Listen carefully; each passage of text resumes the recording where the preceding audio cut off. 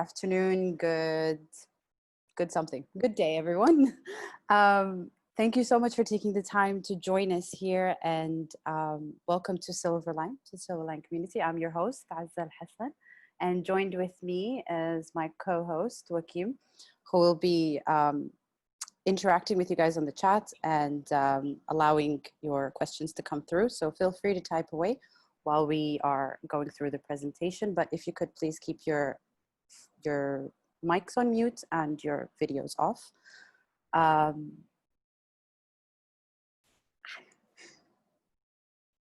Thank you so much, Rafi, for joining us and leading this conversation on what will only be quite a labyrinth of ideas and thoughts, where we intersect with design and sustainability in the future and a little bit of the past. So without any further ado, I'd like to leave the floor to you, Rafi, and take us through this journey. Thank you very much, Azza. Thank you for the introduction. Thank you, Hakeem. Thank you for the entire Silverline team for this incredible opportunity. As usual, it's my great pleasure to be around you guys and girls. And I met Wakim a while ago. It was 2015 actually, and from Nuqat, and we started they were really doing some amazing stuff in Kuwait, and one of the first people in the region to work in the creative scene. And I'm guessing Silverline is another strong spin-off of to continue that creative presence within the region. And by looking at how things are going, I think it is something extremely needed as a tool, and it will actually help connect and network more and more people like me and other people in the region that are working in the design and arts and in general the creative scene.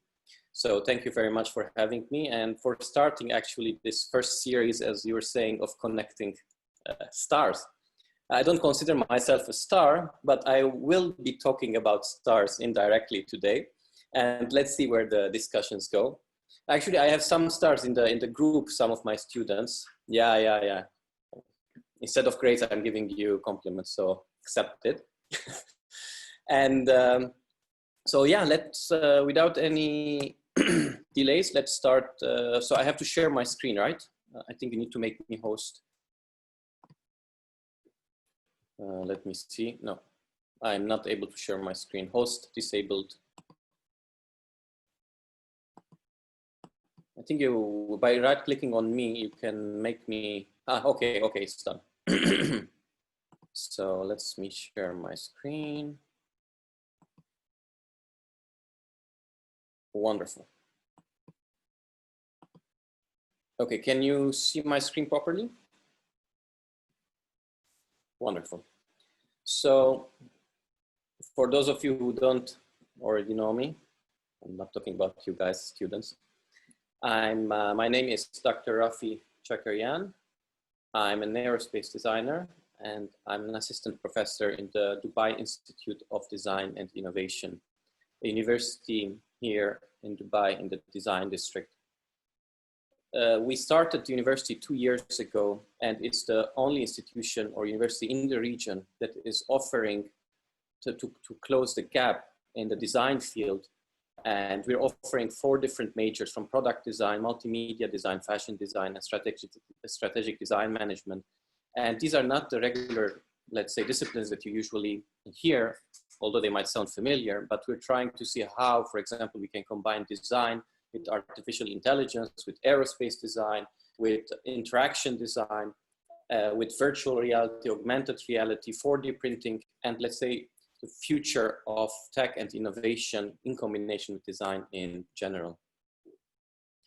So during my talk today, I think I'm going to show you why and how many of you might end up actually traveling to space in your lifetime or in the next 10 years.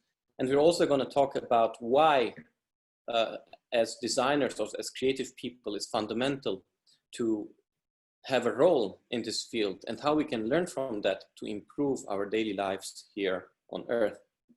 Now, I'm sure many of you have already seen a lot of these logos before, or some of them, at least, like Amazon, Virgin, PayPal.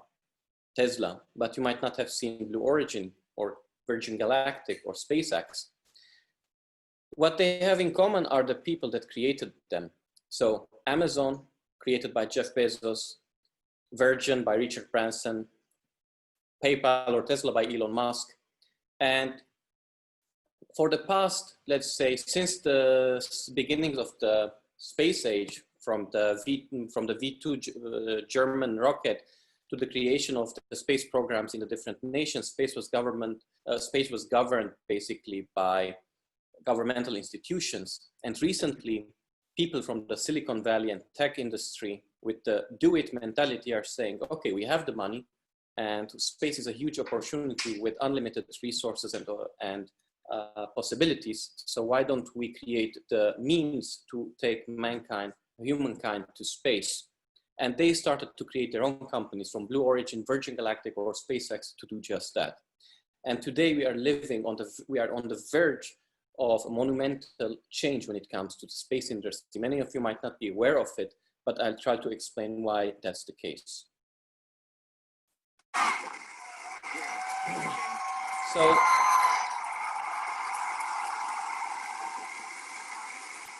many of you have seen rocket launches before. Many of you have seen rockets before in general. But I mean, in general, rockets are quite similar. They have an engine, and they're quite tall, and they take cargo to space. But have you seen something like this?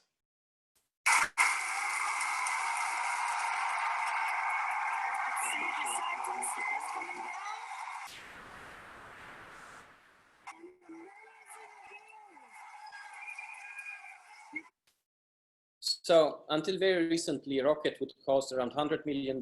You build it, it takes ages, it takes a lot of money, you send it to space, and it gets destroyed. That's it, that's the end of it. So in general, going to space was extremely, extremely difficult and very expensive. In fact, to take a seat on one of the Russian rockets to go to space costs around $80 million. However, that's not the case anymore, because companies like SpaceX and Elon Musk have created technology to land back the rockets, to refuel them, and to launch again. And the idea is to do it in the same day.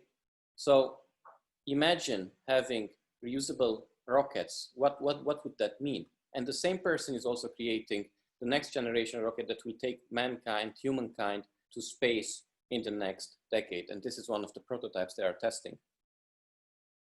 So when you build an Airbus A380, it would cost billions of dollars in research and development, and the unit cost is around $400 million. It can host 800 passengers. And imagine going from New York to London and having to destroy this expensive plane just to rebuild it to be able to come back. Passenger travel would be next to impossible. And that's the same idea when you're going to space. Once you have reusable vehicles, you land them, you board them, and it becomes a daily thing. And mass and sustainable space access becomes a reality. Not only that, but it brings with it industries and opportunities that we will discuss now that are unimaginable. And I truly believe within my field that this will be a possibility in the next decade, and it will play a role in all of our lives. Not only space vehicles, but these companies, the same companies, are building suborbital tourism vehicles. They are building space hotels, and they are also creating the foundations of companies that will mine asteroids. An asteroid in some cases might have more water or more minerals than the entire resources here on Earth. Imagine this would put an end to resource wars, at least here on Earth. Who knows what will happen in space? Other companies are already creating the foundations to colonize the red planet, Elon Musk included, and his company SpaceX. And all this will become a reality within the next few decades, but because the technology to take us there is already in development. This is not science fiction, this is science fact. So we're talking about space as much as we are on Zoom, and being on the internet is quite international. But talking about the region, you guys, Silverline, you started in Kuwait, I'm in Dubai, and we're talking about space. Why is that relevant? I mean, usually when you talk about space, you talk about Europe or the States. here in Dubai, they are really in fast forwarding and trying to board the space reality. And recently they launched their astronaut Hazal Mansouri to the International Space Station. And a couple of days ago, actually 2 days ago, they also announced their mission to send a spacecraft to the moon by 2024. Recently, they also launched their satellites to Mars. So this is happening, and many of us will take part in it. The UAE is also creating the Mars Scientific City here in Dubai. The idea is to create these biodomes that would help us understand how living on Mars would be and what are the limitations and how we can prepare people to go to the red planet. So now I gave you the reason to why space will become part of our lives very soon. But now I will talk about why design is relevant in this field and what designers or us creative people could do in this reality. So for many of you that don't know, this is the International Space Station. This is one of the largest man-made objects ever created. And this is currently orbiting our planet several times a day. And it has been doing so since 1998 when they started building it. And currently there are 6 astronauts on board. So if you look up and if you have the app to track it, you might actually see PAS overhead. This is a highly sophisticated and highly engineered piece of equipment. In fact, if we go inside of it, this is what you will encounter. This is a place that is extremely harsh in many, many ways, not only because it's in space, but also because it's highly technical. You or me won't be able to operate it. They need to train astronauts for many, many months, for many years to be able to operate within these environments. And if you notice, you don't have any floors or ceilings. Although we're looking at it from this perspective, when you are in space, you don't have any gravity. And with the absence of gravity, it means all the walls could become ceilings, ceilings could become floors, floors could become walls, and so on. So everything is usable. And the moment you're designing for a reality with the absence of gravity, you have a paradigm shift. You're not designing for Earth anymore. You're designing for a completely new environment.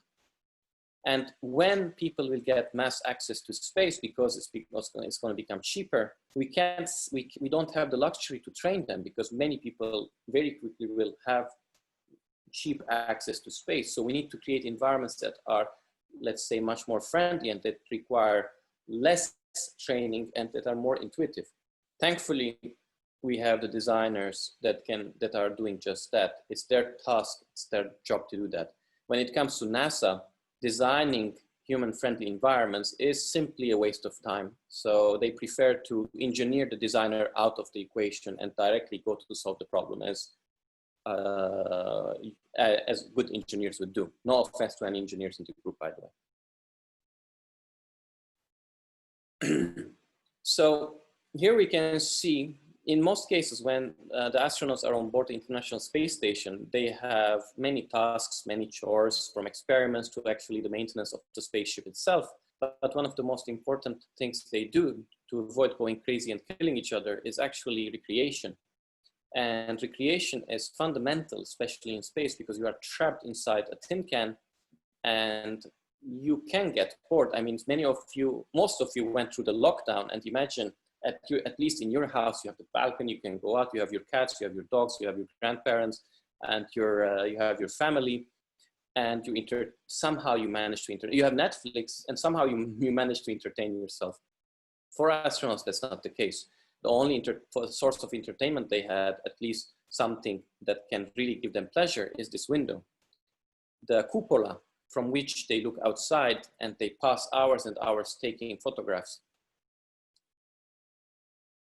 If we go back to the history of design in space, we had this guy, the father of industrial design, called Raymond Loewy, that in the early days of NASA, when they actually had an interest in design, they called this guy saying, look, we're designing the first American spaceship, and we think your help might be needed to avoid any future psychophysiological problems. And this is the Skylab, the first American space station. And actually, this guy was a genius, and he managed to create so many things on board regarding the interiors of the spacecraft. And here we can see, for example, the common dining area where he designed this special trays that heat the food, or the special squeezer that squeezes the liquid to the mouths of the astronauts, because in space, not having gravity, you cannot really drink from a cup.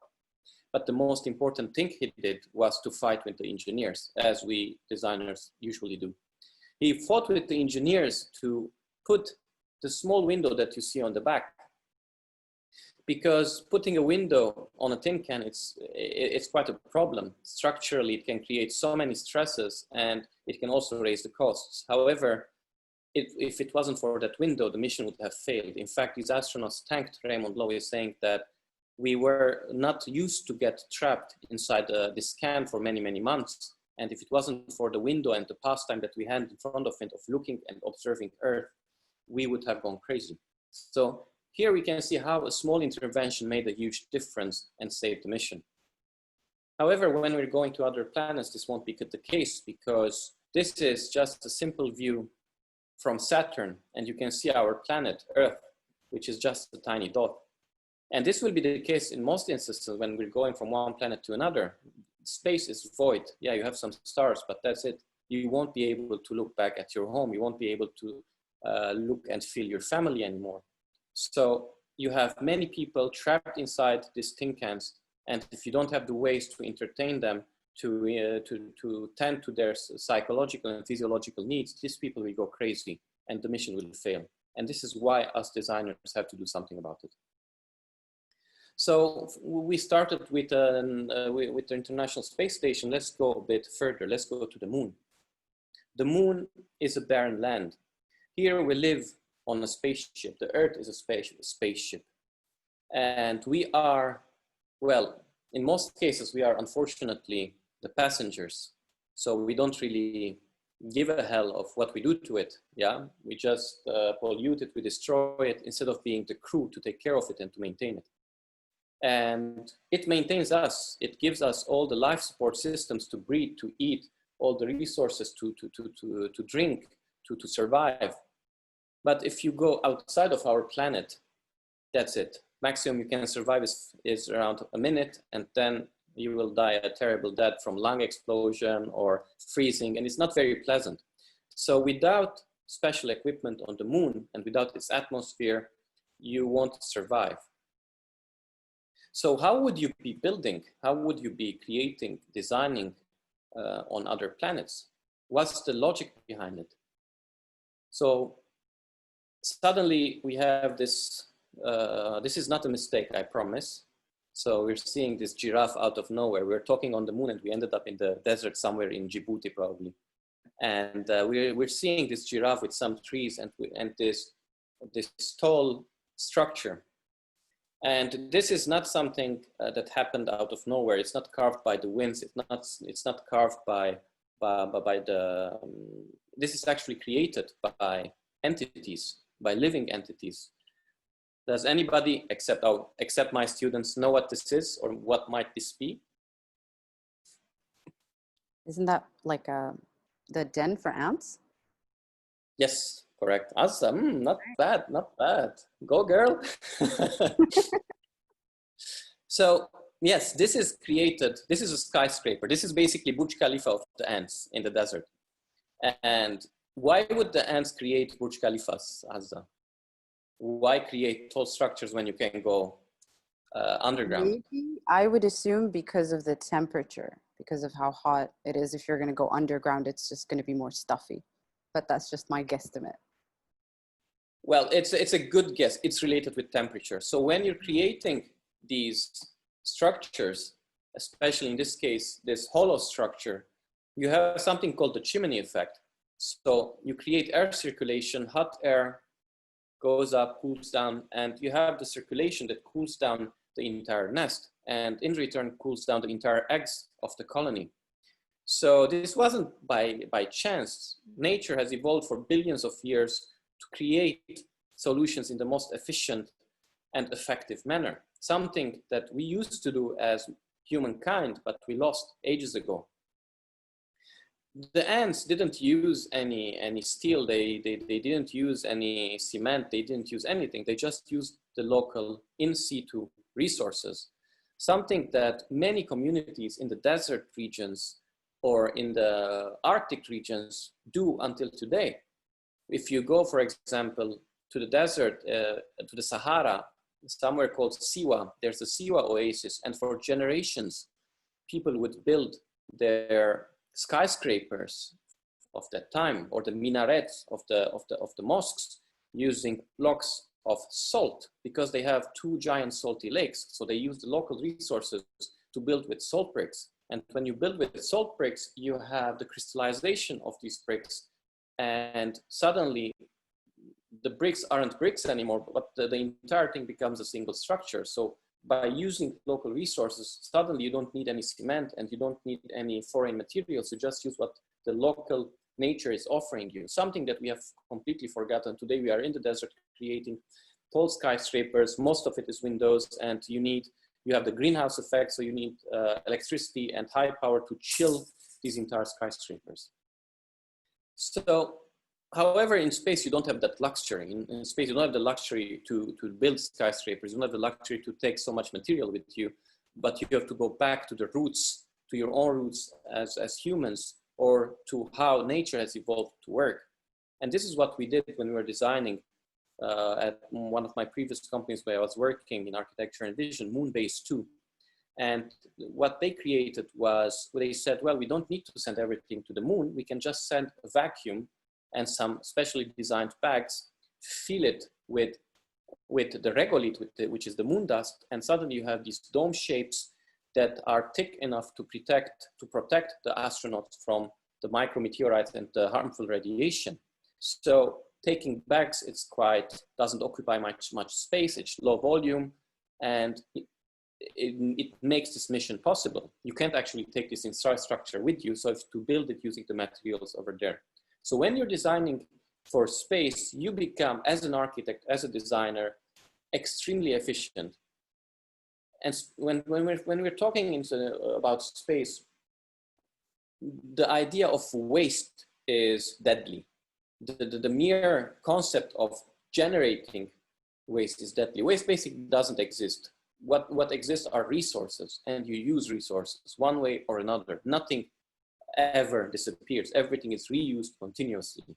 So these are two things: the absence of waste and being an efficient designer, that you could start learning when you're designing for outer space. Also because any tiny error would cost a lot of lives. Over here, we don't care about accuracy, about the details, about the quality of the work. We just build to build, because I mean, we have the luxury of throwing away material, of wasting, and so on. So this is the project in its final form, and it's currently being exhibited in the Museum of Chicago. And we have worked in many other design projects on the moon. This was for a competition by Google and so on. And all of these use local resources to create communities for people on foreign bodies outside of our planet. And many more companies like Foster & Partners and other design companies have started to design and work with international agencies, because the future of colonizing the moon or the red planet is extremely near. And another reason to talking about the moon is, again, we come back to the generation of energy and improving life quality, here on Earth, is because the future of energy is nuclear fusion. And we have a lot of reactors that are being built, experimental reactors all over the world. We have one in France, in Russia, in Italy.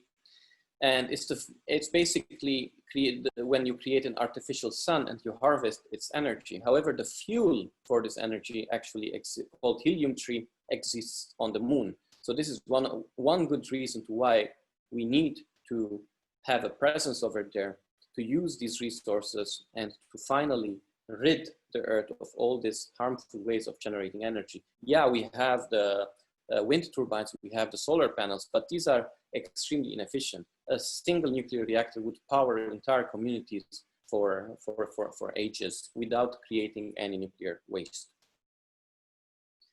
And suddenly we have another desert photo. I don't know where these are coming from. Okay, except my students. Who would know what this camel is doing? I'm gonna go for chilling. It is just chilling. Okay, what else?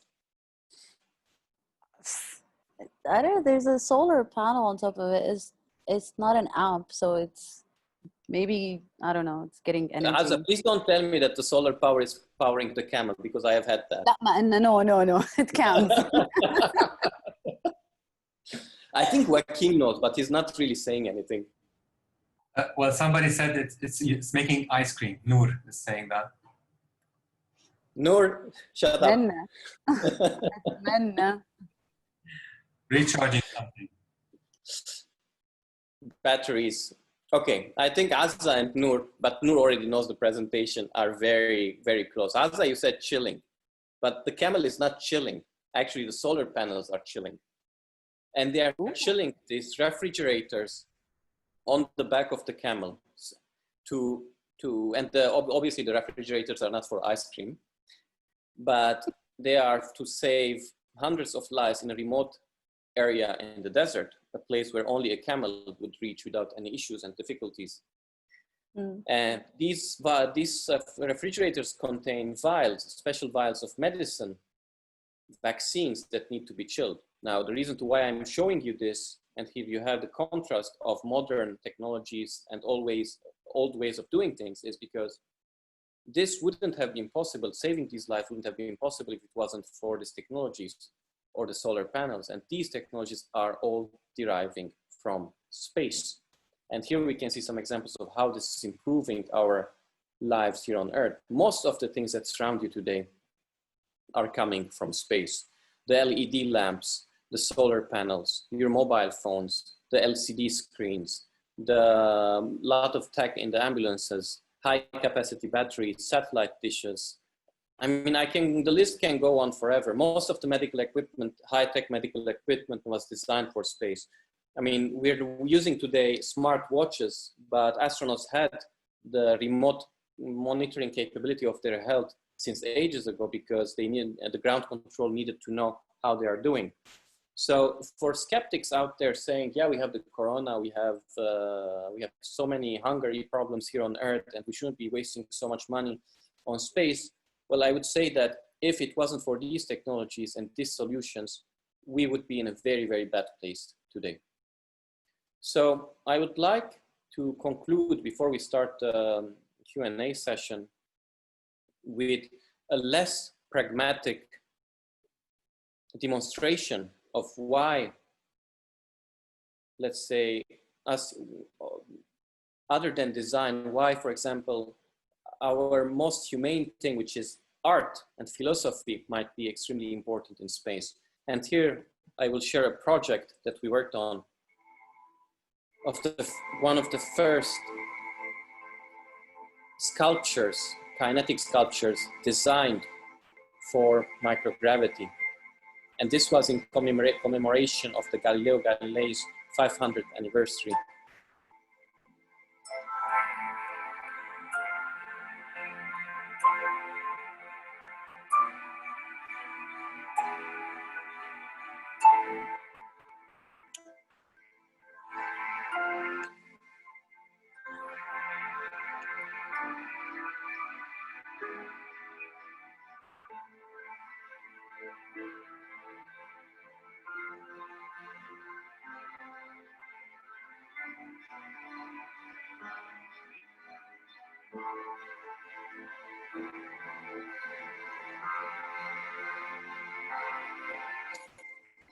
And this sculpture was designed, built, and launched during the final space shuttle mission, Spaceship Endeavour. 0 and liftoff for the final launch of Endeavour. So the Italian astronaut I was working with, Roberto Vittori, took the sculpture with him to the International Space Station.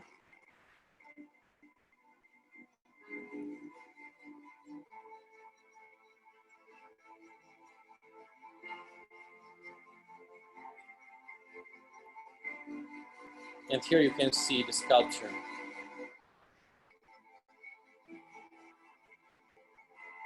These are things that will be extremely important when we normal humans and the untrained humans have access to space.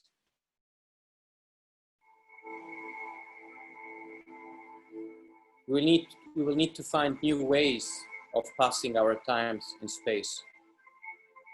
Who knows, maybe new forms of art, philosophy will be born while we are in the absence of gravity. And that's the Italian astronaut.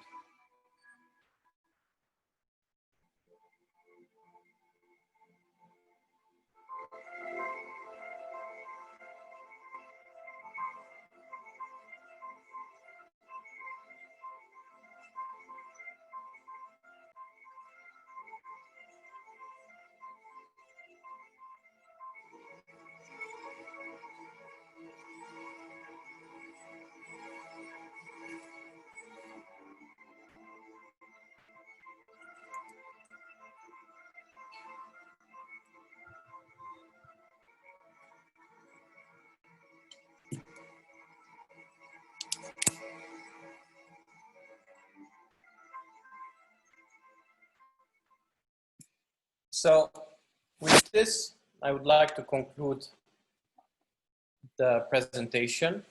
And I think we can spin off with a lot of interesting questions that Azza has prepared for me. Ah, yes, indeed. Well, thank you so much, Rafi. Not sure if we can just remove your screen sharing so that... Yeah, I'm trying to stop that. I think it's in did the it stop? screen. Stop share, just a second. There we go. Okay. Excellent. Well, thank you so much for that. I understand that quite a group within our audience members are your students, but to be honest, there's a lot that I personally have learned from this presentation that you gave us. So thank you so much for your time, and thank you so much for all the information. I have so many questions. So would we like to start off with the audience? Are there any particular questions that we'd like to... No, yeah, sure. Maybe someone has a question. Sure. Layal is asking, is Earth flat or round? Maybe we should do another discussion or another session on that, Layal. Wait a minute. Do you have an opinion that we need to know of? That's a little concerning. No, it's an internal joke. Can you imagine? So why don't I kick us off with my personal favorite question thus far.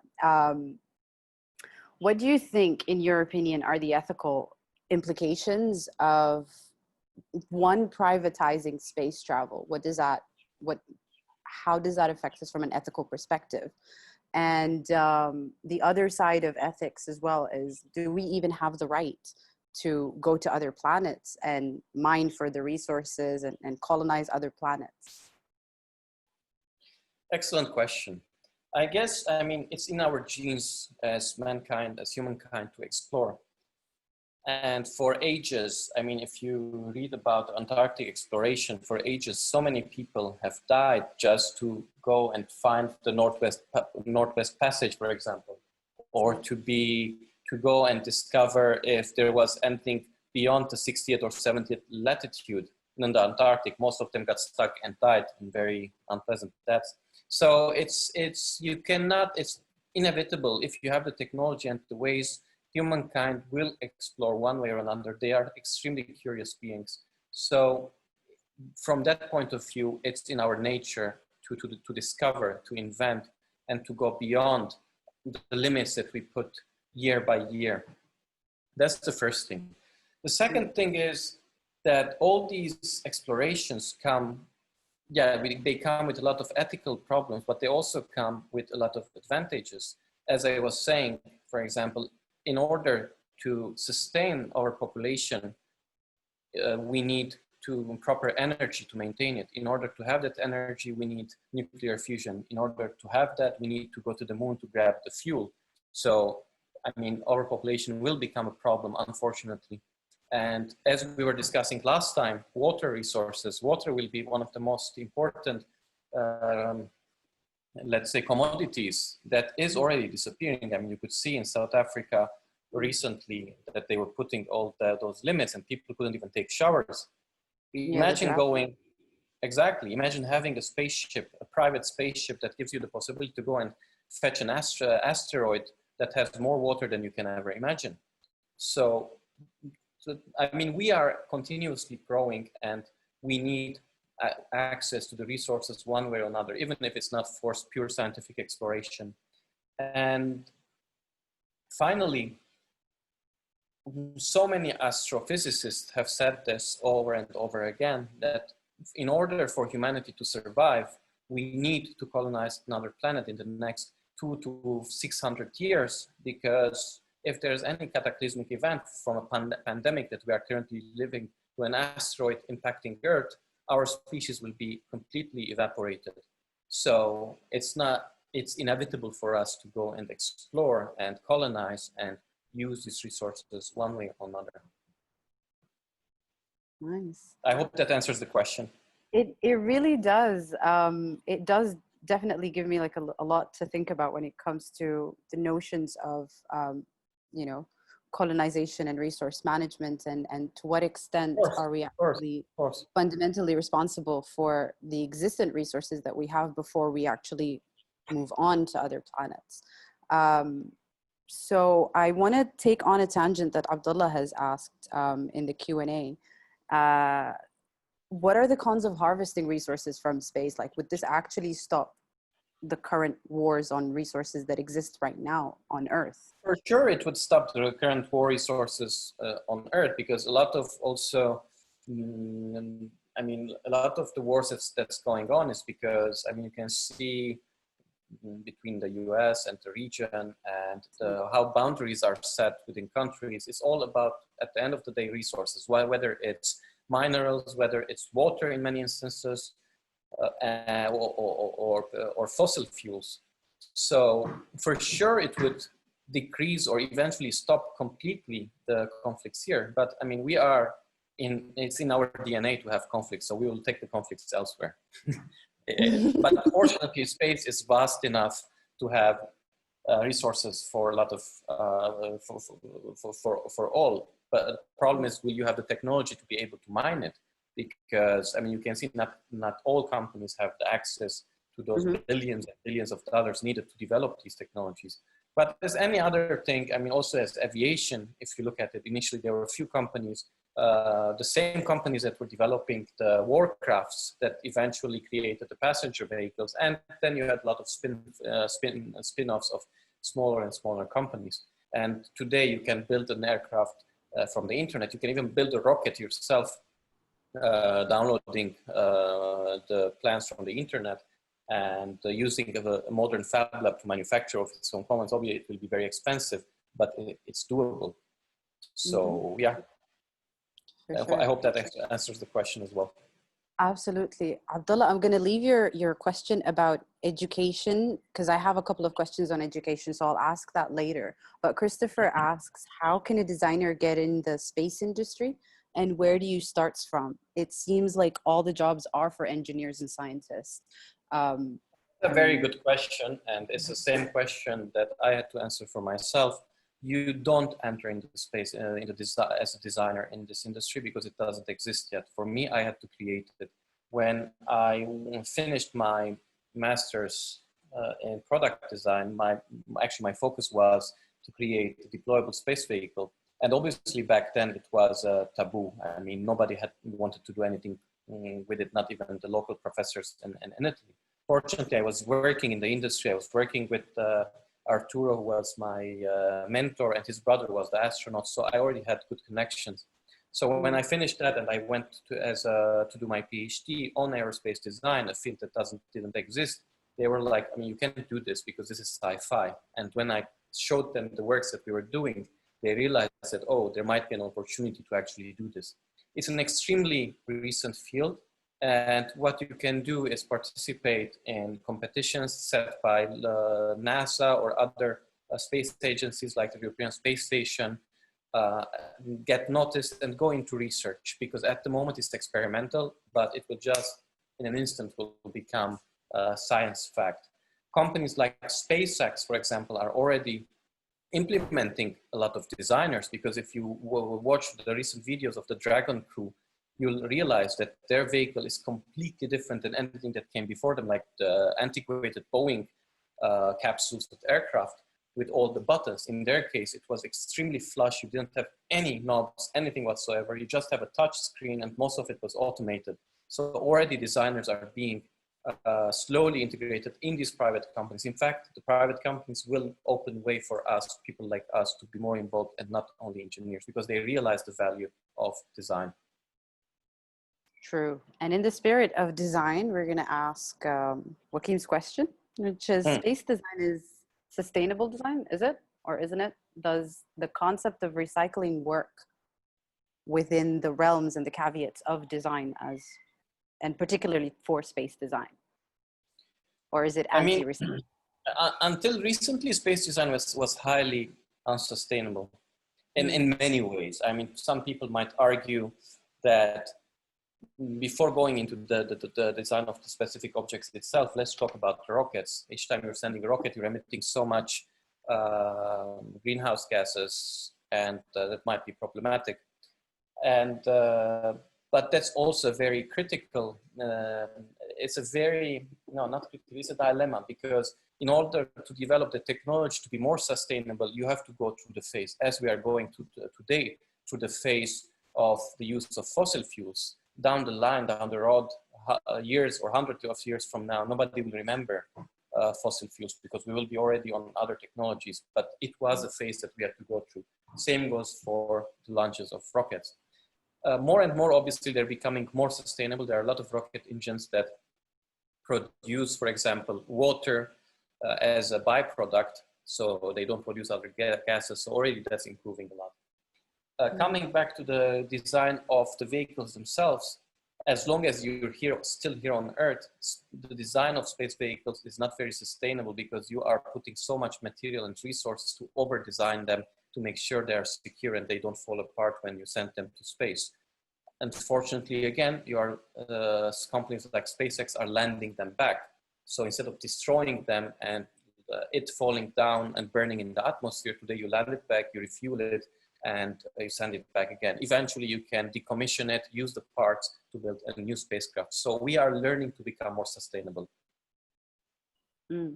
So as a discipline, and I don't know if you'd like to look at it from just the perspective of space engineering, or specifically space design, that at this point is what we're talking about more specifically. It does require for you to sort of wear several hats and have several types of skills in terms of creativity and in terms of, you know, intellectual leadership. So in that respect, do you think that this is something that could be transferred on to other industries, or transferred on to other, disciplines? Sorry, Azza, I think you broke up. I couldn't hear you properly.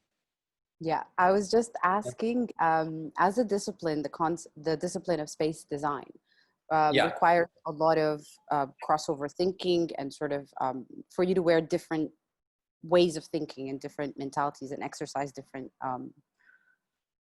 processes of thinking. So in this respect, what are generally the creative and the leadership skills that would be needed to sort of navigate this industry? Okay, so like I said, being an extremely new industry, the skills that you require only come by designing for space. To do that passively, as in by participating in competitions, it's quite easy to do, but your ideas will never be tested, at least not anytime soon. So, however, as a researcher, you get more opportunities, for example, to test a lot of ideas, to maybe test them on the International Space Station, or if you're working in one of the space agencies and you're building rovers, some of your ideas might get tested on another planet. Or if you're in SpaceX, for sure your ideas will be proven within, for example, the capsules that are taking astronauts to space. So it's an extremely young field, and we are going to feel its effects in the next decade or so. What's sure is that, especially when you look into the guidelines, especially when you're participating into these competitions, they are extremely, extremely strict, especially when you're designing for another planet or for a spacecraft. Because as I was saying earlier during the presentation, you have very limited budgets, very limited payloads, very limited materials to use, extremely rigorous checks to make sure that whatever you're designing doesn't fall apart and doesn't cause a health hazard. Already that in the aircraft industry where I used to work, they were very, very difficult to work. Like, you cannot put mirrors on aircraft because they might get damaged and harm people. So you get to, as a designer or as an architect, by working in the field, you learn to become very attentive to details, extremely efficient in your work, and you stop thinking about waste in general. So everything you do or you produce as a biological being or as the byproduct of the tools and materials you're using become a resource in itself. And imagine taking all that baggage and implementing it here on Earth. Imagine designing your skyscrapers, keeping that in mind. Imagine going back to the use of local resources as we used to do once upon a time. Unfortunately, again, with the increasing population and needs of people today, it becomes less and less efficient to use those. But who knows, maybe we can find more sustainable ways to do that. Dalila has a really interesting question, actually. What do you think about the budget or investments that are being placed on space exploration? Don't you think some social issues like poverty or unequal access to resources here on Earth are being normalized and overlooked at the, for the sake of space? Can space exploration and research potentially provide a solution to these matters? So is there a way to sort of bring it back? I mean, as I was mentioning before, I didn't unfortunately use the proper term to explain it, is everything that has been happening in space, at least by the agencies like NASA, they have a special website called NASA Spinoff. And when you go to this website, you will find 40 years of publications in which all the technologies that have been tested in space and used in space can be accessible by companies, and they could be licensed to be used on Earth. In fact, you can use these tools to, many companies have started to use these solutions to, in the medical field, in medicine, in aviation, in the auto industry, in food production, in health and safety, in artificial intelligence, and so on. In fact, a lot of the advancements that we're using today are coming from space. Just the major, most, let's say, change that space did to us was give us the computer. Before the Apollo mission, you didn't have the digital silicon computers, so the transistors, right? So everything was super bulky. It was only thanks to the Apollo mission and the billions of dollars they invested to actually produce all these chips that it became more accessible for us as people here on Earth to have access to the same technologies. If it wasn't for the Apollo program, we wouldn't be having computers as advanced as today. Probably we wouldn't have any computers in our homes. So this is, yes, we have so many problems here on Earth, but already a lot of them are being solved thanks to technologies that's deriving from space. Do you think that the speed of the transition of technology or innovation from being utilized specifically and exclusively for space exploration until it makes it to the mass will actually, the time will get shorter? I mean, it all depends. A lot of tech happen within years. A lot of tech happen within months. A lot of tech happens the other way around. A lot of the technologies that we're using here goes to there, well, whereas others come back here.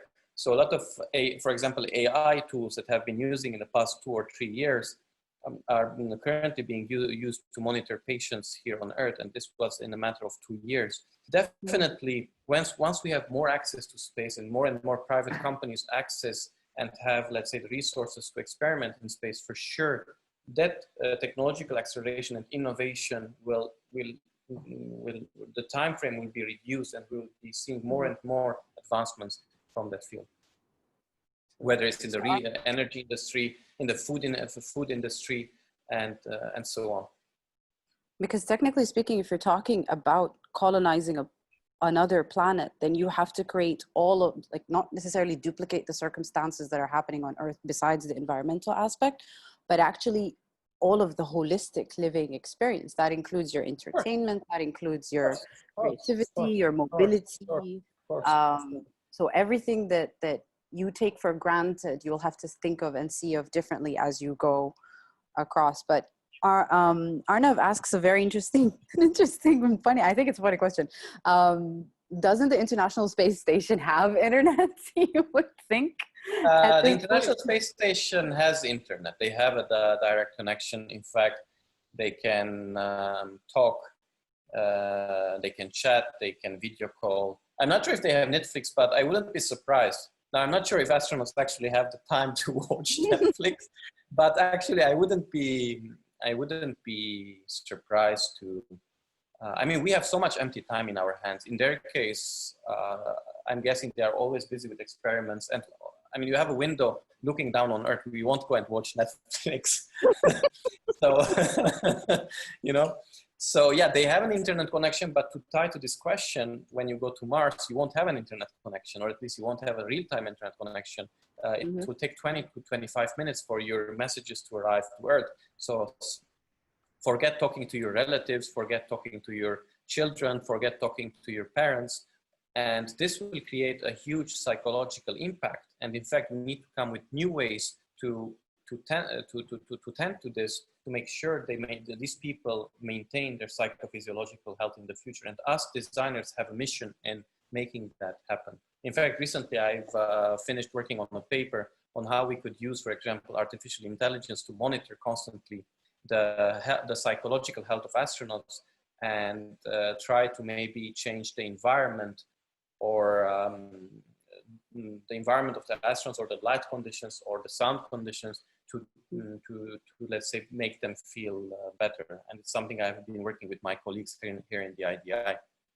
So there's so many opportunities that we will be working on. Absolutely, that's so exciting. So I think we only have time for one more question, and I'm going to take on Noura's. Abdullah, I'm sorry, you're going to have to ask it off your question privately. Noor is asking, how do you think design for space has changed after being quarantined for a long period of time? How do you think design for space has changed after being quarantined for a long time? Well, I wouldn't know how to answer that, but I would say how it helped me to go through quarantine. And a lot of research that I was doing back then was to, as a designer, okay, how if you trap people in small spaces, eventually they would get bored from the normal things they do. So it was all the research to create healthy lifestyle, healthy routine, exercise plan, the food you eat, the time you pass. Even when the moments that when you're bored, how could you capitalize on that? It helped me a lot to go through the quarantine period. And in fact, you could see a lot of articles being published by the astronauts or ex-astronauts saying, how could you actually, what you should be doing to have a healthy lifestyle when you are under lockdown. In fact, there's a huge, the psychological problem is a very, very big problem that is currently being explored and that was neglected for many, many years. And the only analogs we have here on Earth are the Antarctic bases, the submarines, the oil rigs, or underwater research stations where people are constantly trapped, but at least they are still on Earth with connection and all that. So space will be definitely different. So yeah, it helped me go through quarantine, but I mean, I'm not sure in which way it has changed. We'll eventually find out, I guess. I would imagine it increases the empathy towards the astronauts in this respect. Definitely. Sure. Well, I think Definitely. that's our time for the day. Thank you so much, Rafi, for everything you've Thank you. literally Thank you, Azza and blown Vakim and my all the mind. Silverline team for this amazing opportunity. Thank you, everyone. I just wanted to mention to everybody that has joined us, we'll just need you to drop us an email to info@silverline.community so you can collect your free intellectual property credit. Thank you so much for your time. Thank you for your questions. And we'll see you again soon, Rafi. The next star will be interviewed I by will you. choose the next star and let you know soon. Absolutely. Thank you very much. Thank you, everybody, and have a wonderful day.